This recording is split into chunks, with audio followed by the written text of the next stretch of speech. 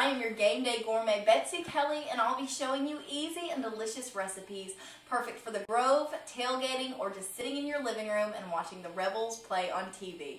Whether using a dorm kitchen or your home kitchen, these recipes are sure to be a crowd pleaser.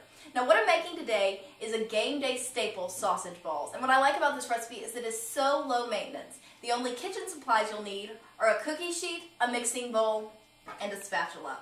And as far as ingredients go, you're going to need 2 cups of baking mix. Now this can be found on the baking aisle near the flour. Some of the most popular brands are Pioneer or Bisquick, but it's basically the same stuff you make pancakes or biscuits out of. You're going to need a pound of country sausage, such as Jimmy Dean, and you'll need 2 cups of cheddar cheese.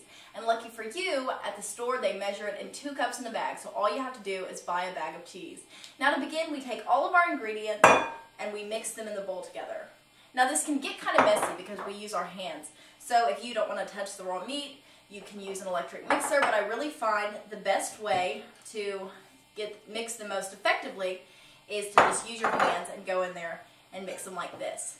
Now I'm using a mild sausage, but if you wanted to use a spicy sausage or the ground sage sausage, you could do that, just depending on who you're serving and what kind of sausage they like. And another thing that's really great about this recipe is it is so easy to double or cut in half depending on how many people you are serving.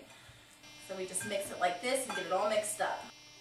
Okay, now that you have the batter all mixed, it should look about like this. The sausage is what holds the cheese and the flour all together. So you're going to take your dough.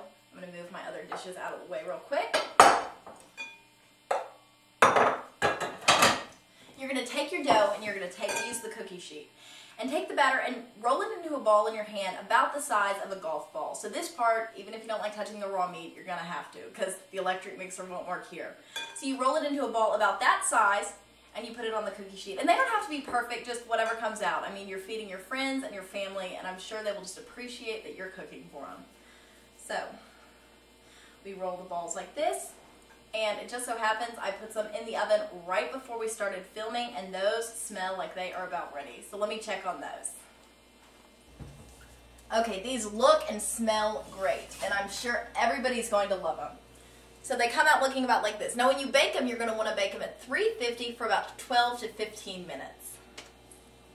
Okay, now that we have our fresh golden brown sausage balls, we are going to move them onto a platter, which is perfect so you have a nice display when you serve them.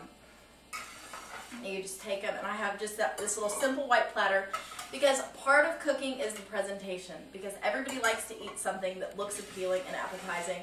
And if you have them on a nice platter, people are going to want to have these. Well, this is all the time we have. I hope you get a chance to whip these up before the Super Bowl this weekend, or even tonight before the Vandy game, because if we don't have a win at the Tad Pad, you will be sure to have a slam dunk in your kitchen. Remember, the quickest way to a Rebel's heart is through his stomach, so make sure you keep it Hotty Toddy homemade.